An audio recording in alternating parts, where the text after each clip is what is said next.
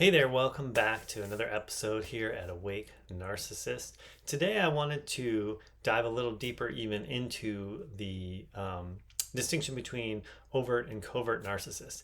And part of this, why this is so vital, at least in my journey, maybe yours, is it really helps explain how it is that um, I could go my whole life up until recently without even realizing I was a narcissist.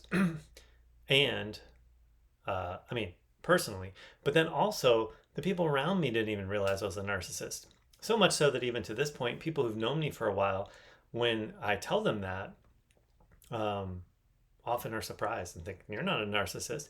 But that's because what that label is used for in our culture, in addition to a negative, is for the overt narcissist. And so those of us that are covert, it's less obvious and harder to distinguish. And really, it's an internal job to discover these characteristics. I mean, yes, therapy, a therapist, and so forth, but you have to be self aware enough to identify these characteristics so that somebody can identify that's what's going on with you.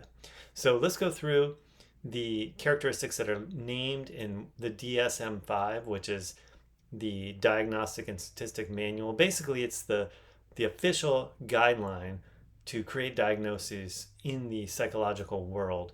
And I'm going to tell you how it shows up in the overt way, the obvious way, but then how it shows up in my world or the covert way to draw some of these distinctions.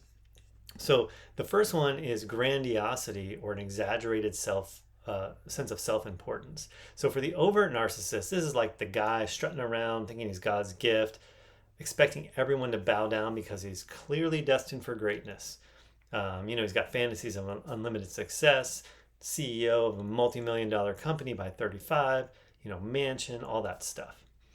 How that displays in the covert method, or for me, it's much quieter. I might not brag out loud, but inside, there's a subtle way that I'm convinced I'm special in some way or another. Whether that's like better than the other people, but sometimes it actually shows up not like as worse than, but just different. Like the regular rules don't apply to me. This can be like an example from my life is financially, where other people realize it's a real world. They maybe borrow money for business or whatnot with the full expectation that they have to follow the terms and pay it back. And at different times in my fantasy world of the covert narcissist, I am kind of like, I'll get to that later. Like maybe I won't have to pay it back, but maybe they won't really come after me. These things that just don't make sense, but somehow I'm special. I fit into this special category that's different than everybody else. Number two is a feeling of superiority and thinking you deserve special treatment. Kind of like number one, but its own characteristic in terms of thinking you deserve that special treatment. So the overt narcissist, this is the person who will like cut in line because they don't think they have to wait in line like all the regular people. And they'll tell you either in words or just expressions that they're better than everybody else. They're above the fray. They don't have to deal with the unwashed masses. In the covert world, like me, I would never say that. Like I would never be like, oh, I'm above everybody else. But there's like a secret belief operating under the surface that I kind of deserve more than the average Joe just because of who I am, not because I've done anything to deserve that.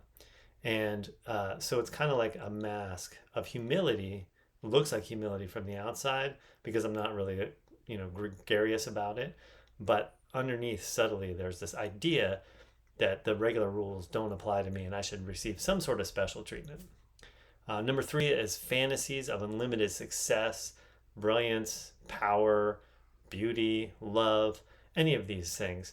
And so for the overt, picture someone who's daydreaming all the time about the Oscar awards they're going to win or like world domination, but outwardly plotting their rise while ignoring the fact that it actually takes work, thinking that it should just come easily to them.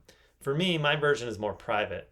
It's still like endless mental movies where I'm like the brilliant underdog or being finally recognized for being the hidden genius. So not like I'm out there showing everybody, but it's there. And the people who really get it are going to see that in me. So that was number three. Number four is an excessive need for admiration. And so the overt narcissist, this is like the classic, look at me, narcissist, being the center of attention, fishing for applause, uh, feeling deflated if the crowd doesn't even cheer loud enough or to the extent they feel like they deserve. Covert, or for me, I don't demand the spotlight. In fact, in like a crowd or a social situation, I try to kind of blend into the background. Definitely not trying to be the center of attention, but looking for sort of like that subtle nod or look from somebody like, oh yeah, you really get it. You're really insightful. And then if it's not there, if I don't get that validation, feeling, invisible and like quietly fuming about not receiving what I think I deserve, even if it's like a subtle subconscious thought about that. Number 5 is must be the center of attention, often monopolizing conversations. So the overt, they hijack every chat, turning their story into their own personal TED talk. If you're the other person, you're kind of like feel like the sidekick in a one-man show. And for me, as a covert narcissist, I don't dominate out loud, but I will, even without thinking about it, continually steer the conversation back to me. Someone might be sharing about their experience, and I'll tell them my experience, thinking that somehow I'm relating, but really it's always driving the center or the spotlight back to me and my story. So it's like less listen to me, more kind of like notice me, please. Number 6, superficial or exploitative relationships. So the overt narcissist, it's like relationships are kind of like a game. People are props, valued for what they offer. Status, sex, some kind of a boost. No depth. That's not really part of the game at all. And for the covert or myself, I catch myself doing this quietly. Maybe charming someone or trying to charm someone because they reflect well on me, not because I see them. So it's not a loud hustle. It's a subtle but constant sort of tally of what's in this for me. That's where the value is in interacting with people or having relationships. All sort of directed back to how does this benefit me to have this interaction or this relationship. Number 7, lack of empathy. This is a big one in the narcissist world. And so the overt narcissists, they're the ones who kind of like shrug at your tears, like, why can't you just get over it?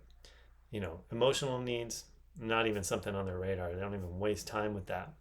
For the covert narcissist like myself, it's not that I don't care. It's really kind of like I don't get it. So your pain or your emotions register as a puzzle I can't solve. Not like so much like a feeling that I share, but like I'm trying to figure it out. So the empathy doesn't connect. So I might nod along, but inside I'm blank. And really what's happening inside is I'm in a bit of a panic, scrambling to find the right response. So you still think well of me, even though I don't actually feel the empathy. So number 8, identity disturbances. So like really fragile or a fragile but also superficial sense of the self. So with an overt, the ego is like a fortress, big, loud, but brittle like a wall. Criticize it and they'll get rageful or maybe even collapse into a depression. For covert, or like mine, it's more like a house of cards, quietly rigid, easily shaken. I'll prop it up with this idea I'm exceptional, but one wrong word, I'm spiraling or denying anything that dents the facade. In my own little special twist on this one is with the strategy and manipulation is to, if there's a blame or a fault that I think is being named towards me, I'll try to direct it somewhere else, either circumstances I can't control or somebody else who is really the perpetrator of it rather than myself. Number 9 is vulnerability to life transitions. So like chronic emptiness or difficulty with goals. So overt, they got big dreams, but no follow through. With jobs, relationships, anything that requires compromise or feels like a betrayal of their greatness. Anything they might have to like lower themselves down to do, what the regular people, the regular folks have to do. They have no interest in. They have the desire and the expectation to just achieve their goals without actually having to put in the groundwork. For the covert or myself, I feel this kind of like as a restless void. When the praise dries up, I'm bored, stuck. Transitions like school or work, they're bearable, but if they don't match my inner script, then it's like I just sort of get distracted or lose interest.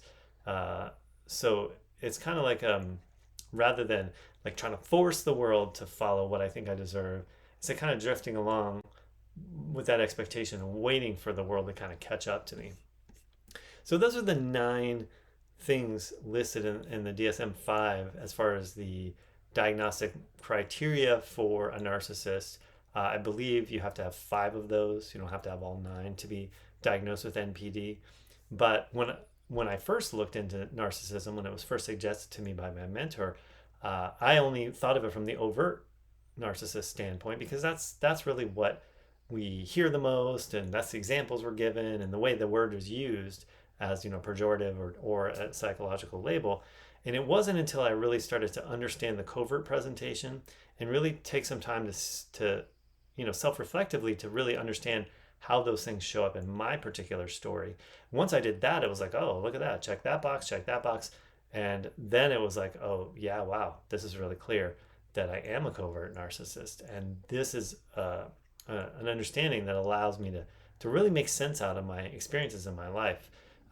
Some of it not proud of or necessarily happy about that those are true, but I think that one of the most important things on my personal journey of uncovering the narcissism, learning about how my different brain or different operating system works, and then learning and trying to understand how to have a better life as a result, that really identifying these helps really make things make sense. And if you've watched this channel or listened to my other material, you'll notice that's a big piece for me, because it was kind of like I didn't even know it, though I did, that a lot of my interactions and a lot of the way the world responded to me didn't make sense. Like that was a consistent and constant experience, though I think because it's my whole life was that, I sort of lost sight of the fact that it was confusing and didn't make sense, because how can something be confusing and not make sense if it's something that's happening all the time for years and years and years? And so it was only once I was able to identify the narcissism and how it really works inside me that then I was like, oh yeah, those other experiences don't make sense. And that's why when I'm faking it or trying to act like, I'm like everybody else, that I get these weird responses or lack of responses from other people in other situations. And so it helps really identify where you're at, because if you don't know that, you have no starting place. And so hopefully this is useful for you if you're the narcissist or the one considering that.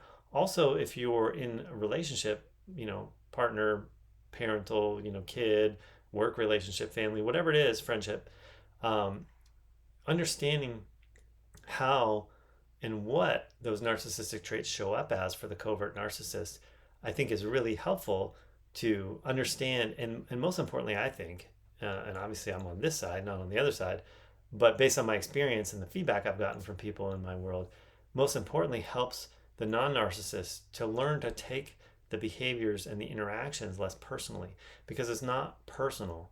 In fact, it's kind of like the furthest thing from personal, because I think if it was personally directed at the other person, then that would require the narcissist to be thinking about the other person and kind of putting themselves in the other person's shoes in order to then make it about them purposefully, as an affront to the other person. Where, I'm sitting here stuck in how does this reflect on me? What does this mean to me? I don't even really consider the other person in that. Yeah, I might use them as, like a tool to push the blame off of me, but it's really not personal to that individual. It's just you happen to be the other person, and I'm doing the narcissistic traits or behaviors, and you happen to be the person I can push the responsibility off to. Not that it's specific to you. You could be like, you could switch you with another person, and I would probably do the same thing when I was operating that way. So that's a lot of the kind of the nitty gritty of the difference between the overt and the covert, particularly as the covert shows up with me. I bet there are a lot of similarities and some distinctions. So definitely worth it. If you're the one, with the NPD or considering this journey, take some time and write down those 9 characteristics and really consider how do they present for you. Now, they might not all present. You don't have to have all 9, but at least 5, I believe, is the diagnostic criteria. But I bet that if you really dive in and take some space and really consider, you can find the way these things show up in your life. So hopefully you get some value from that. Go ahead and subscribe, give a thumbs up, leave some comments below. If you have questions, I'm happy to respond and reply to those. If you have wonderings or other thoughts, feel free to share. And if you have successes or strategies or ways this works for you, I'd love to even learn from you guys, because really we're on this journey together. I don't have all the answers, but I'm working on it for myself. So I'd love to interact with you guys. Post in the comments, and I'll see you next time.